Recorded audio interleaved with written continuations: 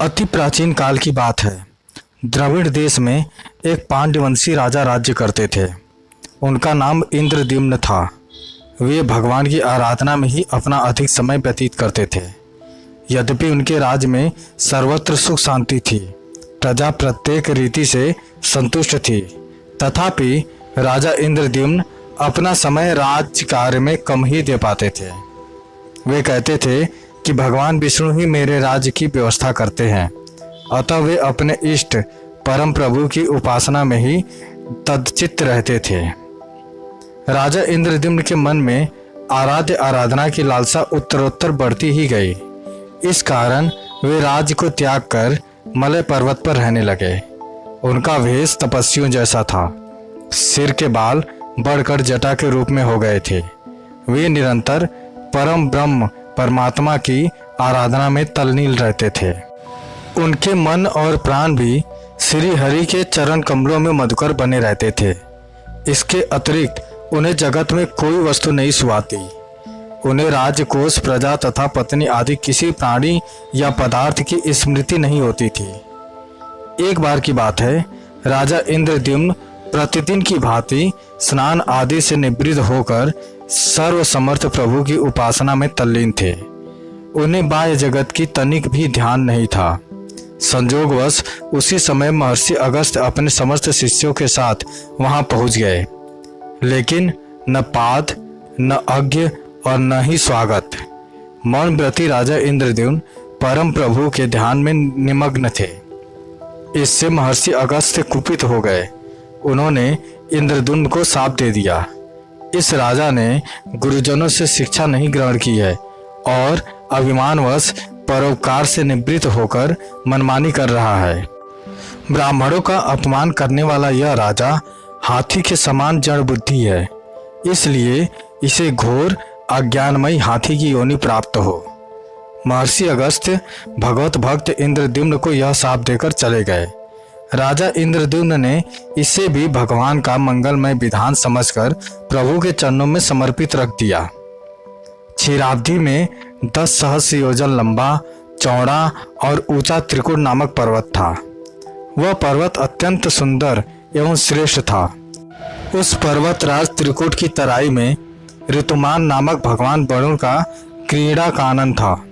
उसके चारों ओर दिव्य वृक्ष सुशोभित थे। वे वृक्ष सदा पुष्पों और फलों से लदे रहते थे। उसी क्रीड़ा कानन ऋतुमान के समीप पर्वत श्रेष्ठ त्रिकुट के गहन वन में हथिनियों के साथ अत्यंत शक्तिशाली और अमित पराक्रमी गजेंद्र रहता था। एक बार की बात है, गजेंद्र अपने साथियों सहित प्यास की तीव्रता से व्याकुल हो गया। वह कमल की गंध से सुगंधित वायु को सूंघकर एक चित्ताकर्षक विशाल सरोवर के तट पर जा पहुंचा। गजेंद्र ने उस सरोवर के निर्मल शीतल और मीठे जल में प्रवेश किया। पहले तो उसने जल पीकर अपनी तृष्णा बुझाई, फिर जल में स्नान कर अपना श्रम दूर किया। तत्पश्चात उसने जल क्रीड़ा आरंभ कर दी। वह अपनी सूंड में जल भरकर उसके फुहारों से हथिनियों को स्नान कराने लगा। तभी अचानक गजेंद्र ने सूंड उठाकर चिंगाड़ की। पता नहीं किधर से एक मगर ने आकर उसका पैर पकड़ लिया था। गजेंद्र ने अपना पैर छुड़ाने के लिए पूरी शक्ति लगाई, परंतु उसका वश नहीं चला। अपने स्वामी गजेंद्र को ग्रहग्रस्त देखकर हथिनियां और अन्य गज अत्यंत व्याकुल हो गए। वे सूंड उठाकर चिंगाड़ने और गजेंद्र को बचाने के लिए सरोवर के भीतर बाहर दौड़ने लगे। उन्होंने पूरी चेष्टा की, लेकिन सफल नहीं हुए। वस्तुतः महर्षि अगस्त्य के शाप से राजा इंद्रद्युम्न ही गजेंद्र हो गए थे और गंधर्व श्रेष्ठ हुहु महर्षि देवल के शाप से ग्रह हो गए थे। वे भी अत्यंत पराक्रमी थे। संघर्ष चलता रहा।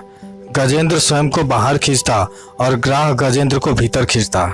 सरोवर का निर्मल जल गंदला हो गया था। कमल दल छत्त बिछत्त हो गए। जल जंतु व्याकुल हो उठे। गजेंद्र और ग्राह का संघर्ष 1 सहस्त्र वर्ष तक चलता रहा। दोनों जीवित रहे।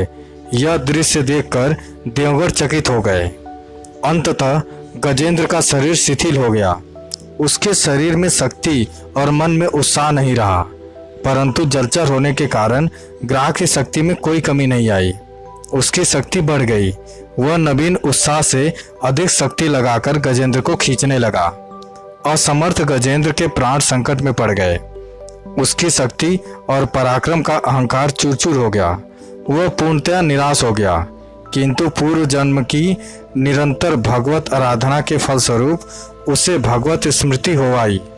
उसने निश्चय किया कि मैं कराल काल के भय से चराचर प्राणियों के संरक्षक सर्वसमर्थ प्रभु की शरण ग्रहण करता हूँ। इस निश्चय के साथ गजेंद्र मन को एकाग्र कर पूर्व जन्म में सीखे श्रेष्ठ स्रोत द्वारा परम प्रभु की स्तुति करने लगा। गजेंद्र की स्तुति सुनकर सर्वात्मा सर्वदेव रूप भगवान विष्णु प्रकट हो गए।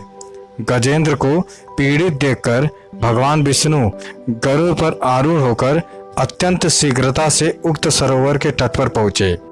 जब जीवन से निराश तथा पीड़ा से छटपटाते गजेंद्र ने हाथ में चक्र लिए गरुड़ारूढ़ भगवान विष्णु को तीव्रता से अपनी ओर आते देखा, तो उसने कमल का एक सुंदर पुष्प अपनी सूंड में लेकर ऊपर उठाया और बड़े कष्ट से कहा, नारायण जगद्गुरु भगवान, आपको नमस्कार है।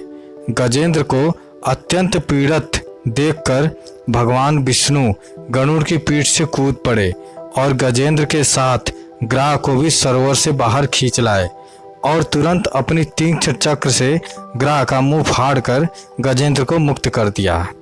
ब्रह्मादि देवगण श्री हरि की प्रशंसा करते हुए उनके ऊपर स्वर्गिक सुमनों की वर्षा करने लगे।